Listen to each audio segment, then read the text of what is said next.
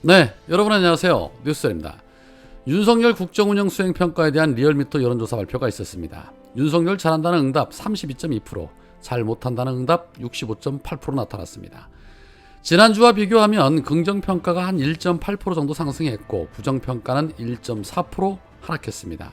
그러나 아직도 부정평가가 긍정평가보다 2배 이상 높습니다.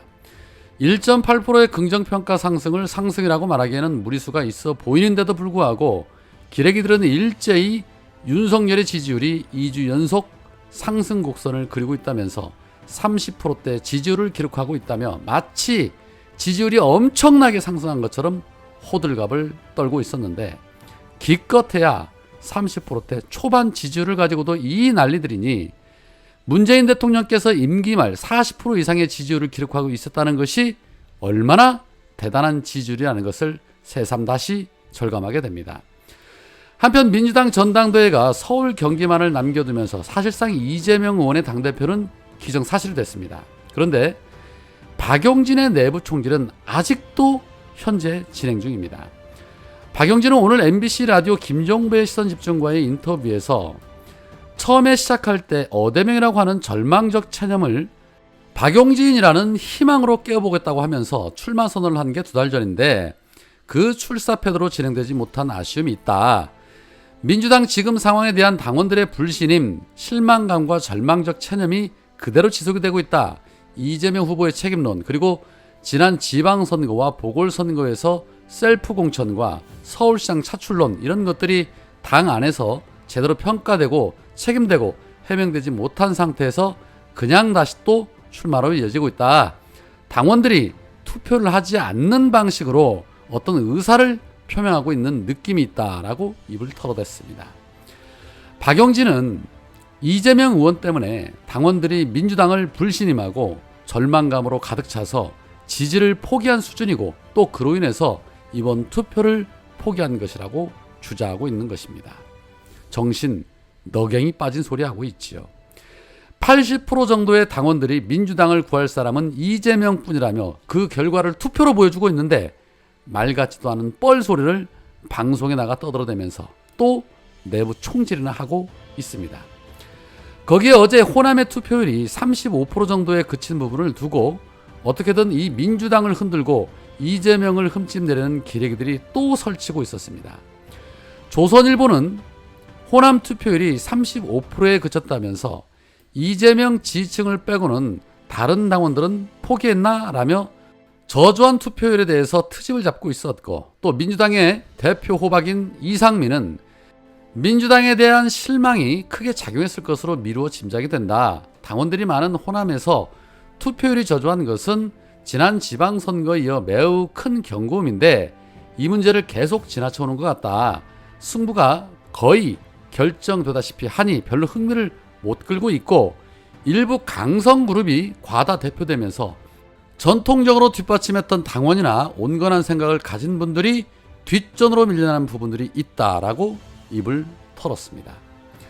민주당에 대해서 실망한 부분도 맞고 확대명이라는 기조가 낮은 투표율을 보인 것도 맞지만 일부 강성그룹의 대표성 때문에 온건한 생각을 가진 분들이 뒤로 밀려난 부분이 있다는 주장에 대해서는 전혀 동의할 수 없습니다.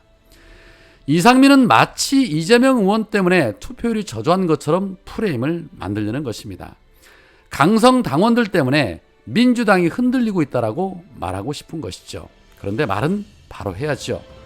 이낙연을 비롯한 호박계 의원들 180석으로 아무것도 못하고 윤석열 같은 자에게 정권을 뺏긴 것에 대한 그 분노와 민주당에 대한 실망감, 회의감 때문에 투표율이 저조한 것을 이재명과 강성 당원들 탓으로 돌리면 안 되죠. 그래서 이상민, 당신 같은 자들이 안 된다고 하는 것입니다. 이상민은 추가로 윤석열과 김건희가 중앙경찰학교 졸업식에서 김건희가 비공개 간담회를 한 부분에 대해서는 또 이런 말을 덧붙였습니다. 대통령이 김건희가 아니지 않냐. 부인으로서 의례 차원에서 졸업식에 참여한 거라면 거기에 머물러야 되는 것은 당연하다.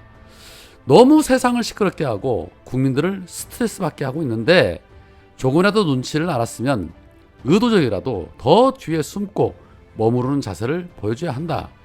대통령이 공식 행사를 하고 있는 시간대 다른 곳에서 여자 신임 경찰들을 만나는 행사를 한다면 그거 경우가 아니다. 김건희가 왕비는 아니지 않냐.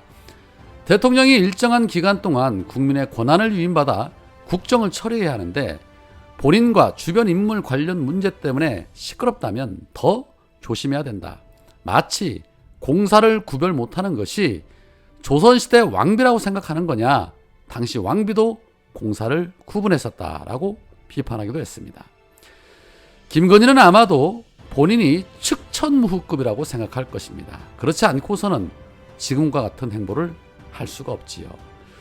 자, 관련해서 이 김건희 논문 재검증이 국민대 교수의 투표에서 국민대 부총장이 반대표를 유지하는 취지의 이메일을 보내면서 불발이 되자 이번에는 국민대 동문들이 이대로는 안 되겠다며 발벗고 나섰습니다. 국민대 동문 비대위는 입장문에서 논문에 문제가 없다는 학교 측 주장을 합리화하려는 이 홍성걸 교수회장과 임시총회 직전 호소문을 배포한 이몽재 총장의 회유가 있었다. 교수의 본투표 직전 이석환 교학부총장은 교수들에게 노골적인 회유성 메일까지 보낸 것으로 드러났다. 이젠 되돌리기 어려운 학교 측의 최종 판단에 대해서 교수회가 통과 가능성이 적은 찬반 항목으로 의사를 표현하는 방식이 아쉽다. 이번 사태의 본질은 연구의 부정행위와 학생 지도에 관한 것으로 국민대 교수들은 이 사태의 관전자가 아니라 플레이어다. 교수들은 이 사태에 대해서 제대로 된 검증을 실시하고 사과와 재발 방지책까지 내놓아야 하는 핵심 당사자다. 이몽재 총장이 공개한 말이 사실이라면 김건희 논문 재조사위원회의 최종 보고서는 국민대 연구윤리 자체 결정으로 자물쇠가 채워졌지만 우리는 이것이 연구윤리를 다루는 기관의 양심 박탈이자 대한민국 고등교육기관들의 도덕성까지 의심케 하는 염치 없는 결정이다. 연구윤리 분야에서 지켜야 할 보편적 도덕성, 공정성을 상실한 이번 결과를 결코 인정할 수가 없다. 13개 교수단체 등과 협조해서 논문의 표절 진상이 철저하게 드러나도록 최선의 노력을 다하겠다라고 말했습니다. 도둑 맞은 교수가 직접 나와서 내 논문이 도둑을 맞았다고 하는데 도둑을 꽁꽁 감싸주면서 이 물건은 도둑 맞은 게 아니라고 주장하며 집단지성이라고 떠들어대는 형편없는 자들, 저들에게 창피함이나 부끄러움이라는 게 있을까 싶습니다. 도둑질한 것으로 배부르고 등 따시게 잘 살 수 있을까요?